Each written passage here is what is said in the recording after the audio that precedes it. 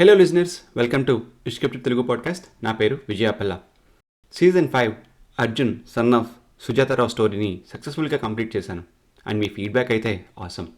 నా స్టోరీ కన్నా మీ ఫీడ్బ్యాకే నాకు బాగా నచ్చిందని చెప్పుకోవచ్చు ఆ మెసేజ్ చదువుతూ ఉంటే. Thanks again for loving that story. ఈ కొత్త సీజన్ అంటే సీజన్ నెంబర్ 6కి స్వాగతం. ఈ first episode name Big Boss. కొన్ని డేస్లో టెలికాస్ట్ అవ్వబోతుంది కదా. అండ్ నేను ఎప్పటి నుండో చెప్దామనుకున్న కొన్ని ఇంపార్టెంట్ పాయింట్స్ మీతో షేర్ చేసుకుందామని ఇలా ప్లాన్ చేశాను. మీరు బిగ్ బాస్ చూడకపోయినా పర్లేదు, ఇది వింటే మీకు ఇంకొన్ని పాయింట్స్ తెలుస్తాయి. Okay, let's begin our first episode, Big Boss. Big Boss ఒక రియాలిటీ గేమ్ షో అని మనకు తెలుసు. కానీ ఇందులో ఎంత రియాలిటీ ఉందో, అసలు ఈ షో ఎందుకు, దీనివల్ల మనకేంటి అనేది ఇప్పుడు తెలుసుకుందాం. మనం అందరం గ్లాడియేటర్ మూవీ చూసాం. పూర్వకాలంలో అలాంటి పోటీలు పెట్టి ఎవరు బలవంతులో నిర్ణయించేవారు. ఆ పోటీలన్నీ చూడడానికి చాలామంది జనం వచ్చేవారు, బెట్టింగ్స్ పెట్టుకునేవారు. రోమ్లో ఉన్న కొలాసియంలో ఇలాంటి గేమ్స్ పెట్టేవారు. మరణశిక్ష పొందిన స్లేవ్స్ అంతా కూడా ఆ కొలాసియంలో జనం ముందు నగ్నంగా చేతిలో ఆయుధం ఏమీ లేకుండా యుద్ధంలోకి పంపేవారు. అక్కడ యుద్ధం జరిగేది వేరే వ్యక్తితో కాదు, మృగాలతోటి. వేరు ప్రాంతాల నుండి రకరకాల టైగర్స్ని, ప్యాంథర్స్ని, lions, elephants, giraffe, leopards, crocodile, bears, ఇలా అన్ని రకాల యానిమల్స్ని తీసుకొచ్చి అక్కడ మరణశిక్ష పొందిన ఖైదీలతోటి ఫైటింగ్ పెట్టేవారు. ఇది వింటుంటేనే చాలా క్రూయల్గా ఉంది కదా. మరి అది చూడడానికి కొన్ని వేలలో లక్షల్లో జనం కూడా వచ్చేవారు. వచ్చి ఎంత ఎంజాయ్ చేసేవారో మనకి ఇప్పుడు ఊహించుకోలేం. ఇదంతా కూడా రాజుగారి టైంపాస్ అలాంటి షో. ఒక రోమన్ ఎంపరర్ అయితే 11,000 యానిమల్స్ తోటి, 10,000 గ్లాడియేటర్స్ తోటి 123 రోజులు అంటే 123 డేస్ పాటు షో పెట్టుకుని ఎంజాయ్ చేశాడు ఆ రోజుల్లో. Okay, now coming to our Big Boss. ఇప్పుడు మనం కొంచెం మోడర్నైజ్ అయ్యాం కదా. అందరికీ ఇంట్లో టీవీ ఉంది, ఫోన్లో నెట్ ఉంది, టెలికాస్ట్ ఎక్కడున్నా చూసే సిచ్యువేషన్ ఉంది. 1999లో డచ్ అంటే నెదర్లాండ్స్, హాలాండ్లో ఫస్ట్ టైం బిగ్ బ్రదర్ అనే షో స్టార్ట్ చేశారు. అది చాలా హిట్ అయింది.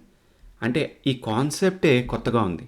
డైలీ చెత్త సీరియల్స్ బదులు ఈ కొత్తదనాన్ని ఎంకరేజ్ చేద్దామని జనం ఫిక్స్ అయ్యారు. చాలా పెద్ద హిట్ అవ్వడంతో ఈ కాన్సెప్ట్ని చాలా కంట్రీస్ అంటే అరౌండ్ 62 కంట్రీస్కి ఫ్రాంచైజ్ ఇచ్చాడు. కంట్రీస్లో నేమ్ చేంజ్ చేసుకున్నాడు. బిగ్ బాస్ అని, బిగ్ బ్రదర్ అని ఆయా దేశాల భాషలు బట్టి అలా పిలవడం మొదలుపెట్టారు. కానీ కాన్సెప్ట్ అదే, రైట్స్ అంతా కూడా ఎండోమెల్ షైన్ గ్రూప్వే. ఓకే, జనం ఎందుకు బిగ్ బాస్ చూస్తారు, అది మీ క్వశ్చన్ అయితే ఎందుకు చూడకూడదో మిమ్మల్ని మీరే ఒకసారి క్వశ్చన్ చేసుకోండి. ఫస్ట్ ఆఫ్ ఆల్, ఇది ఒక రియాలిటీ షో అని పబ్లిసిటీ చేశారు. 2, రెగ్యులర్గా చూసే సీరియల్స్లో ఏడుపు కన్నా ఇందులో ఏడుపు బెటర్ అని టాక్ వచ్చింది. 3, ఇందులో ఇచ్చే టాస్క్స్లో ఇన్వాల్వ్ అయిపోతే ఆల్మోస్ట్ ఎవ్రీ ఎపిసోడ్ చూడడం మొదలుపెట్టేస్తాం. బేసిక్గా జనాలకి జడ్జ్ చేయడం ఇష్టం. అలానే రోడ్డు మీద యాక్సిడెంట్ అయినా కానీ, గొడవైనా కానీ మనం నడిపే వెహికల్ని స్లో చేసేస్తాం. ఏమైందో అని ఆతృతగా చూస్తాం. అక్కడ ఏదో జరుగుంటే అది మనం నెక్స్ట్ మీట్ అయిన వాళ్ళకి పక్కాగా చెప్పేస్తాం. అరే, అక్కడ గొడవ అవుతుందేమో రా బాబు, కొట్టేసుకుంటున్నారు, యాక్సిడెంట్ అయింది తెలుసా, కారు పిప్పి అయిపోయింది. ఇదే క్యూరియాసిటీ అవతల వ్యక్తికి కూడా ఉంటుంది. ఎవరైనా పోయారా, చూసావా నువ్వు, బ్లడ్ అయినా ఉందా రోడ్డు మీద అంటూ రివర్స్ క్వశ్చనింగ్ చేస్తారు. ఇది తప్పు అని చెప్పడం లేదు, ఇది హ్యూమన్ నేచర్, అదంతే. ఇదే కాన్సెప్ట్ని బిగ్ బాస్లో చూపిస్తున్నారు. ఒక సిచ్యువేషన్ ఇచ్చి ఏమి సంబంధం లేని ఒక 10-15 మందిని ఒక ఇంట్లో ఉంచితే ఇచ్చిన సిచ్యువేషన్కి ఎలా రియాక్ట్ అనేది మెయిన్ పాయింట్. మనం ఈ ప్రాసెస్లో ఎవరితోనో కనెక్ట్ అవుతాం, వాళ్ళని సపోర్ట్ చేస్తాం. ఎంత దాకా వెళ్తామంటే ఎవ్రీ వీక్ ఓట్స్ వేస్తాం, సోషల్ మీడియా ట్రెండింగ్లో పార్టిసిపేట్ చేస్తాం, ఆ కంటెస్టెంట్ని ఎవరైనా ఏదైనా అంటే డిఫెండ్ చేస్తాం, గ్రూప్స్ క్రియేట్ చేస్తాం, గ్రూప్గా వెళ్ళి డిఫెండ్ చేసుకుంటాం, డిస్కషన్స్ పెడతాం. ఇదంతా హ్యూమన్ నేచరే. మనలాగా ఆలోచించే క్యాండిడేట్కి అక్కడ అన్యాయం జరుగుతుందని మన feeling. Big Boss 1 hour telecast అవుతుంది ఎవ్రీడే. డే అంతా జరిగిన యాక్టివిటీస్లో ఎడిట్ చేసి కంటెంట్ ఉన్న ఫుటేజ్ని మనకి చూపిస్తారు. కాదు, మనం చూడాలనుకున్న కంటెంట్ని మాత్రమే మనకు చూపిస్తారు. అంటే వాళ్ళు ఏది చూపిస్తే జనానికి నచ్చుతుందో రీసెర్చ్ చేసి అదే టెలికాస్ట్ చేస్తారు. బిగ్ బాస్ షోలో బిగ్ బాస్ చెప్పిందే వేదం. బిగ్ బాస్ దూకమంటే దూకాలి, ఏడవమంటే ఏడవాలి, నవ్వమంటే నవ్వాలి, బేసిక్గా యాక్ట్ చేయాలి ఏ సిచ్యువేషన్ ఇచ్చినా. అండ్ అది జనంకి నచ్చేలా చేయాలనేది ఒక కాన్సెప్ట్. ఇది కాన్సెప్ట్ అని ఎందుకంటున్నానంటే తర్వాత చెప్తాను. ఈ షో చాలా కంట్రీస్లో పాపులర్ అయింది అండ్ మన దేశంలో చాలా లాంగ్వేజ్లో కూడా రన్ అవుతుంది. ఈ షోకి క్రేజ్ ఎందుకు అంటే ఈ షోని హోస్ట్ చేసేది ఒక బిగ్ స్టార్, వాళ్ళకి హ్యూజ్ అమౌంట్ పే చేస్తారు. అక్కడే సగం అట్రాక్షన్. మరి నెక్స్ట్ ఏంటి? మీరు మీ స్కూల్లో టీచర్ పక్క క్లాస్లో పిల్లల్ని తిడుతూ ఉంటే మీరు ఏం చేసేవారు? బాగా అవుతుంది వీళ్ళకి, అసలు ఏం చేశారు యాదవులు అనే క్యూరియాసిటీతో ఆ స్టోరీ అంతా వింటారు. అలానే ఆ హౌస్లో జరిగిన మంచి చెడుల మీద ఎవ్రీ వీకెండ్ హోస్ట్ డిస్కో చేస్తాడు. అలా డిస్కషన్ పెట్టి తప్పు చేసిన వాళ్ళని తిడతాడు. జనం ఇక్కడే బాగా కనెక్ట్ అవుతారు. సోషల్ మీడియాలో ట్రెండ్ అవుతున్న టాపిక్స్ మీదన జనం ఎలా రియాక్ట్ అవుతున్నారో హోస్ట్ తెలుసుకొని అదేవిధంగా షోలో రియాక్ట్ అవుతాడు. బాగా తిట్టాడా, బాగా తిట్టలేదా అనే దాని మీద మళ్ళీ సోషల్ మీడియాలో దుమారం లేపుతారు. బిగ్ బాస్ ఎందుకు చూస్తారు అంటే ఇవే రీజన్స్. జనంకి క్యూరియాసిటీ ఉంది. మీకు నాకు ఉన్నట్టే ఒక సిచ్యువేషన్ ఇస్తే అవతల వాడు ఎలా రియాక్ట్ అవుతాడో అని చూడడానికి ఇష్టపడతాం. ఒకడిని ప్రేమించాలనన్నా ద్వేషించాలనన్నా ఆ సిచ్యువేషన్లో ఎలా రియాక్ట్ అయ్యాడు అనేదే చూసి మనం కూడా రియాక్ట్ అవుతాం. సాఫ్ట్ కార్నర్స్ పెంచుకుంటాం, సపోర్ట్ చేస్తాం. బిగ్ బాస్ షోలో వచ్చేవాళ్ళు 90% మంది బడ్డింగ్ ఆర్టిస్ట్లే, న్యూ సింగర్స్, కొంచెం టాలెంటెడ్ సోషల్ మీడియా పీపుల్, ఇలాంటి వాళ్ళు ఉంటారు. వీళ్ళల్లో కొంతమంది అసలు ఎవరెవరికి తెలియదేమో, ఎవరు చూసుంటారు కూడా వాళ్ళ ముందు. కొంతమందికి స్ట్రాంగ్ క్యాండిడేట్స్ అంటే అందరికీ తెలిసిన సింగరో యాక్టరో ఇలాంటి వాళ్ళు ఉంటారు. నాకు ఏ విషయంలో బిగ్ బాస్ నచ్చదంటే పాయింట్ నెంబర్ 1, ఇది రియాలిటీ షో అని ట్యాగ్ వేశారు. యాక్చువల్గా ఇది ఒక ఫేక్ రియాలిటీ షో అని నా ఫీలింగ్. అంటే ఒక 70-80% of the show is scripted అనిపిస్తుంది. అక్కడక్కడ ఇచ్చే పనిష్మెంట్స్ తప్పితే మిగిలింది ఏది కూడా రియల్గా అనిపించదు. Second, elimination process. Every week హౌస్లో వాళ్ళు ఒకరినొకరు నామినేట్ చేసుకుంటారు. వాళ్ళు జనంలోకి వస్తారు, జనం ఓట్స్ వేస్తారు. ఈ ఓట్స్ అన్నీ కూడా క్యాలిక్యులేషన్ చేసి వీకెండ్ ఎలిమినేషన్ అనౌన్స్ చేస్తారు. ఫస్ట్ ఫ్యూ వీక్స్లో పోయిన వాళ్ళంతా కూడా మనం స్టార్టింగ్లో వీక్ అనుకున్న క్యాండిడేట్సే ఉంటారు, అందుకే వాళ్ళని తీస్తారు. వీక్ వాళ్ళని ఫస్ట్ 5 వీక్స్లో లేపేస్తే మిగిలిన స్ట్రాంగ్ క్యాండిడేట్స్ పెద్దగా ఓపెన్ అవ్వరు అప్పటిదాకా. వాళ్ళకి తెలుసు లాస్ట్ దాకా ఉండాలి కాబట్టి కొంచెం అందరితో ఫ్రెండ్లీగా స్టార్టింగ్లో ఉంటారు. పెద్దగా ఫోకస్ లేకపోవడం మంచిది అనుకుంటారు ఈ ఎర్లీ స్టేజెస్లో. ఈ ఎలిమినేషన్ ప్రాసెస్లో జనం వేసే ఓట్స్ ఏది కూడా ట్రాక్ చేయడానికి లేదు. ఆఫ్టర్ వీక్ 6 యూజువల్లీ జనంకి షాక్ తగులుతుంది. అదేంటంటే బాగా ఆడుతున్న వాళ్ళని కూడా ఎలిమినేట్ చేసేస్తారు. ఆమె ప్లేయింగ్ వెల్ కదా, అతను బాగా ఆడుతున్నాడు కదా అని మనం అనుకుంటాం. వాళ్ళని ఎందుకు ఎలిమినేట్ చేస్తారంటే వాళ్ళ కాంట్రాక్ట్ అంతవరకే ఉంది. వాళ్ళ కాంట్రాక్ట్ లెంత్ బట్టి, వాళ్ళకి ఇవ్వాల్సిన పేమెంట్ బట్టి వాళ్ళని సడన్గా ఎలిమినేట్ చేస్తారు. వాళ్ళకి బయట వేరే కమిట్మెంట్స్ ఉంటాయి. అలానే సోషల్ మీడియాలో ఫ్యాన్స్ అంతా కూడా గోల్ చేసి షోకి పాపులారిటీ తీసుకురావడానికి ఇంకో రీజన్. ఓట్స్ ఎన్ని వచ్చాయనేది లైవ్లో ఎక్కడా చూపించరు. ఇది ఎవ్రీ రియాలిటీ షోలో చాలా కామన్ ఇష్యూ. రియాలిటీ షో అంటేనే రియల్గా ఉండాలి కదా. బిగ్ బాస్ టీమ్కి ఇష్టం వచ్చిన ట్యాగ్ చేయొచ్చు అలా చూపించకపోవడం వల్ల. Next point is scripted. Almost every fight is scripted. కొన్ని టాస్క్ తప్పించి మిగిలిందంతా కూడా ప్రీ ప్లాన్డ్. ఎవ్రీ సీజన్లో 1, 2, 3 టీమ్స్లో ఫామ్ అయిపోతారు క్యాండిడేట్స్ అంతా. అది కూడా స్క్రిప్టెడ్ అని నా ఫీలింగ్. ఆ తర్వాత ఇంకా రచ్చ చేస్తారు ఆ గ్రూప్స్ పెట్టి. నెక్స్ట్ ఇది ఫుటేజ్.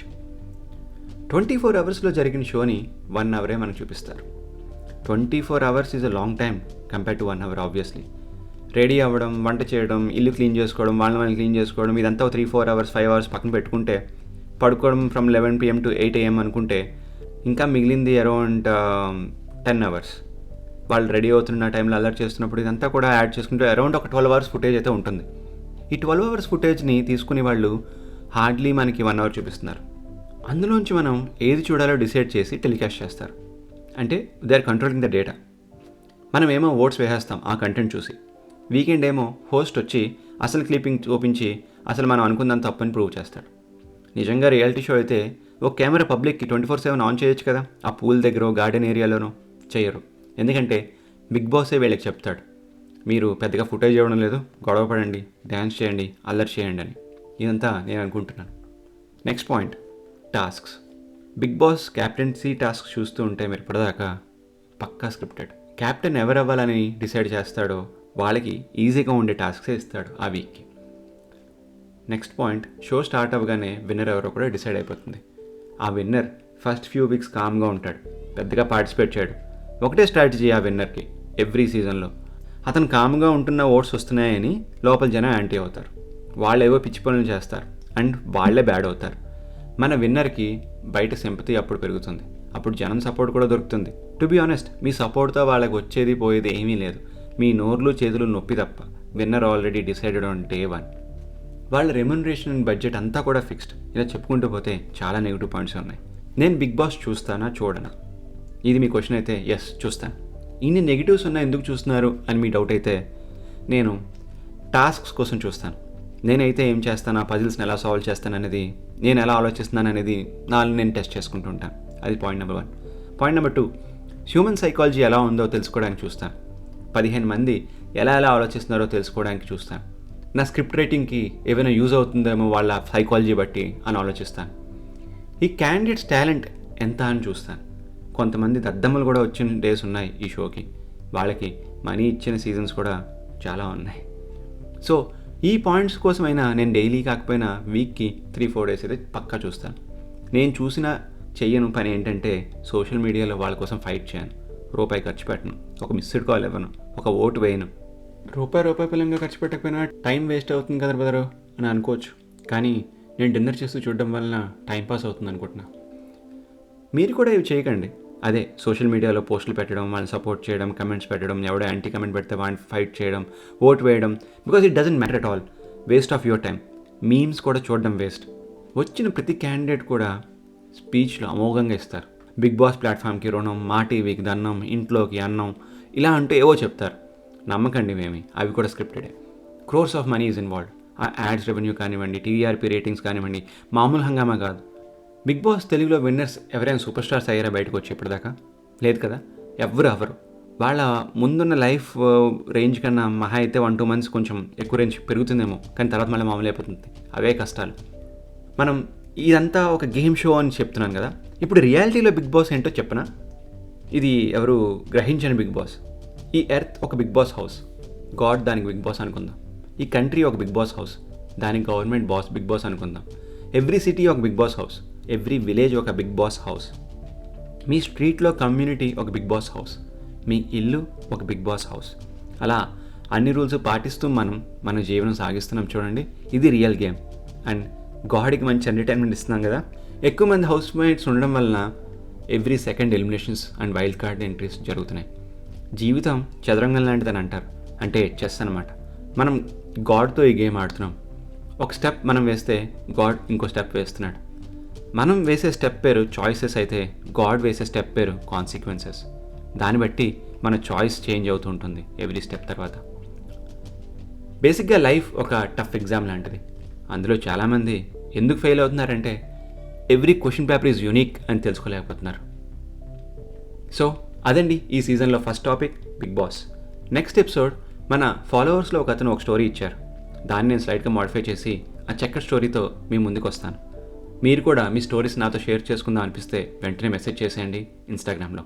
డిస్కస్ చేద్దాం. నా పేరు విజయపల్ల. అండ్ అప్పటిదాకా గప్చుప్.